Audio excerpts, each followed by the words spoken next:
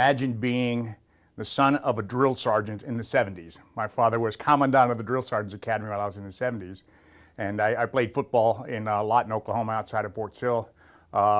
And was looking at a bunch of different schools, hadn't considered West Point until Gary Steele came to my high school. And Gary Steele, of course, is in the Hall of Fame. And I tell people he's the reason why I came to the academy. I came for all the wrong reasons. I came because I remember telling my mom, I want to be like him. So that's why I came to the academy. I graduated in '79, went to Germany after Airborne and Ranger, had a command in Germany, came back, had a recruiting command in Massachusetts, not as exciting as it sounds, and then I came back here in 1987.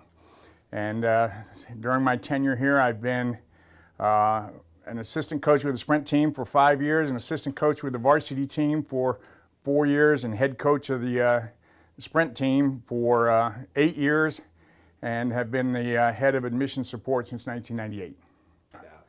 Well, I was on the varsity team under Jim Young and Bob Sutton, and my very first year was the year, of course, we went to the Sun Bowl, and we had that great backfield, Ben Barnett and Cal Cass and Mike Mayweather, and I was coaching Ben Barnett. I was Ben Barnett's coach, and I was also the JV running back coach. Imagine an offensive lineman coaching running backs. So I had to learn a whole lot.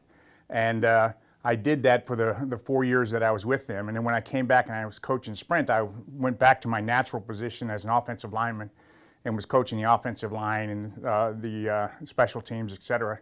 And sprint is different. It's fun because those guys give you their heart every minute. They just want to play the game.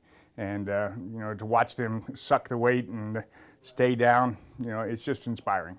First, I'm an associate AD, so I have more than just that responsibility as the director of admission support, because I'm a sports supervisor for 3 sports. Right now it's lacrosse, sprint, and swimming and diving. So I manage your budget, work with the coaches, and just do all that admin, boring, behind the scenes stuff that has to get done. And so I do that, but I'm also the commissioner of the Sprint Football League. I'm also on the NCAA Wrestling Rules Committee.